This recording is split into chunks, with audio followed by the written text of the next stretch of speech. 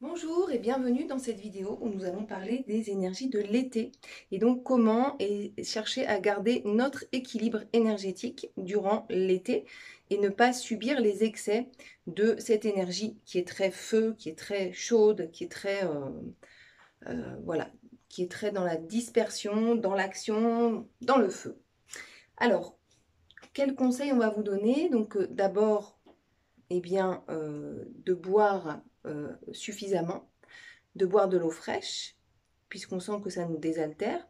Je vous conseille à ce propos l'eau de gingembre. On va venir râper du gingembre dans l'eau. On peut aussi mettre de la menthe. On peut aussi mettre des écorces de certains agrumes comme le pamplemousse ou l'orange, bio bien sûr, sinon on prend tous les pesticides et on va le laisser tremper pendant 2 à 4 heures. Alors ces eaux-là ne se conservent pas plus de 3 jours, hein, et il faut, si on peut, les laisser au frais. Donc ça peut se faire aussi avec d'autres plantes, hein. N'hésitez pas à y mettre les plantes qui vous font plaisir, où vous aimez leur parfum. Toutes ces plantes comestibles, la fleur, le fruit, l'écorce, etc., etc., parce que du coup on bénéficie également des bienfaits de la plante. Mais il est également conseillé de boire de l'eau chaude ou des tisanes ou du thé, pas en excès, puisqu'il y a la théine qui peut donner un peu trop d'excitation. Puisque l'eau chaude, ça va créer de la transpiration et ça va permettre d'évacuer, de favoriser l'évacuation des toxines.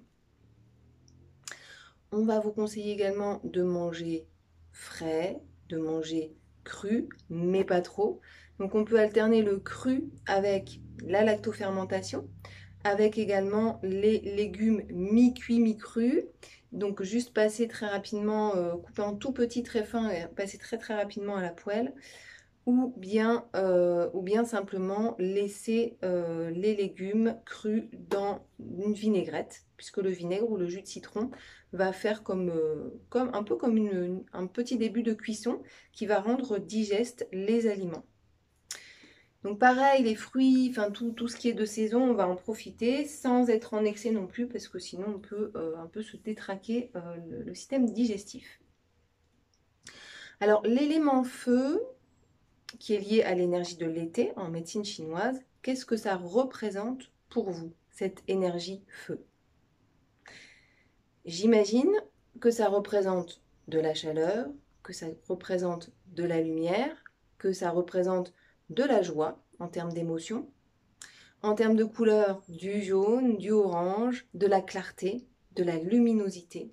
Donc quelque chose de plutôt positif, flamboyant, lumineux, lorsqu'il est équilibré. Donc le soleil, c'est le yang, contrairement à la lune, qui est le yin. On a plein de correspondances liées à ces deux énergies opposées et complémentaires. Donc le soleil, le yang, l'action, le masculin, etc., etc.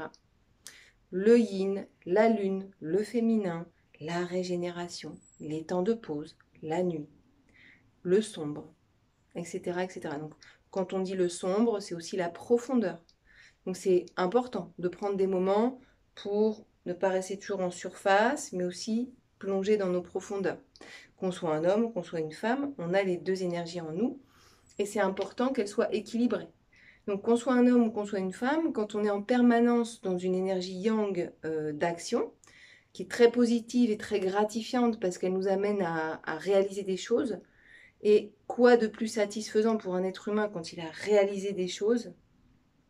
Mais c'est génial. Je pense que c'est vraiment quelque chose qui nourrit des parts de nous qui ont besoin qui ont besoin de contribuer, qui ont besoin de voir qu'on sait faire des choses, qu'on est efficace. Et c'est essentiel. Mais quand on est en permanence dans ces énergies-là de manière trop excessive, eh bien, ça nous épuise. Donc il faut faire très attention à ce que ces énergies de feu, qui sont également liées à l'épanouissement, comme la fleur qui s'ouvre en été, qui est vraiment... En été, c'est là que les fleurs sont les plus épanouies, qu'elles ont le plus de parfum. Il y a l'idée de maturité du fruit également en été. Donc il y a vraiment cette idée de voilà, maturité, d'ouverture.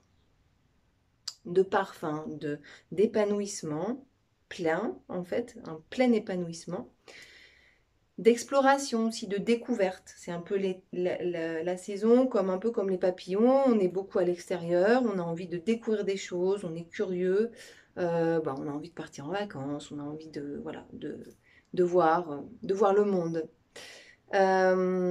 Mais ces énergies donc de découverte, d'exploration, d'ouverture, parfois peuvent nous amener à nous disperser, un peu comme un papillon, à butiner et finalement à plus savoir nous poser. Donc on perd notre centre. Donc comment essayer de favoriser de l'équilibre en été? Eh bien en travaillant régulièrement à la fois les ouvertures, l'épanouissement, l'équilibre dans l'épanouissement, mais également régulièrement revenir chercher des exercices de centrage, d'ancrage, quand on sent qu'on est un peu dans l'excès de la dispersion. On est ici et là, mais on ne retrouve plus notre centre. On va venir en été également travailler tout ce qui est circulatoire, puisque la chaleur, ça crée un peu des stases, un peu des blocages énergétiques, des blocages de circulation des fluides, donc le sang, la lymphe. Donc on va venir travailler des petits exercices très spécifiques qui vont faire remonter le sang vers le cœur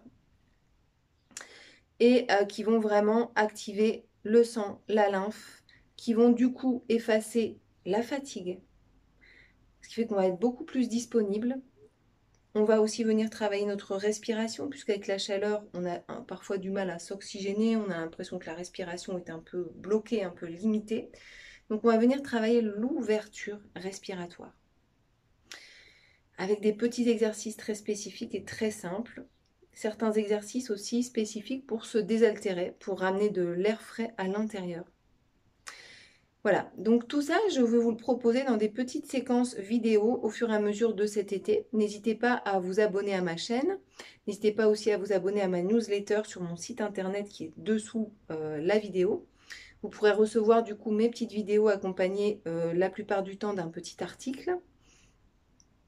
Et n'hésitez pas également à vous inscrire à une de mes séances en ligne de cet été. Vous pouvez consulter mon petit agenda dessous cette vidéo.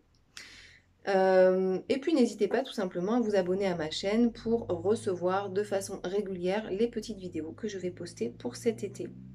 Si vous avez des questions, n'hésitez pas à me les poser. Donc une dernière chose pour les énergies de l'été, évidemment, on va chercher à se rafraîchir, peut-être faire du vélo, voyez, dans des endroits un peu plats où on reçoit de l'air, peut-être aller se baigner en plein air dans des lacs, aller chercher l'énergie de l'air, l'énergie de l'eau, l'énergie de la fraîcheur pour compenser et ne pas subir trop les excès de cette énergie de feu. Voilà, n'hésitez pas si vous avez des questions à les poser sous cette vidéo et n'hésitez pas également à consulter mon site internet pour voir toutes les offres que je vous fais de séances en présentiel dans les Hautes-Pyrénées si vous passez par là. Yoga dans la nature, yoga dans la montagne, yoga et marche. Et yoga dans des endroits très sympathiques, même des fois fermés dans des salles, mais qui sont au bord de la rivière, au pied de la montagne, etc. Des endroits vraiment très chouettes, des petites maisonnettes en bois sympathiques, etc., etc. Merci beaucoup pour votre attention. Je vous souhaite un très très bel été. Au revoir, à bientôt.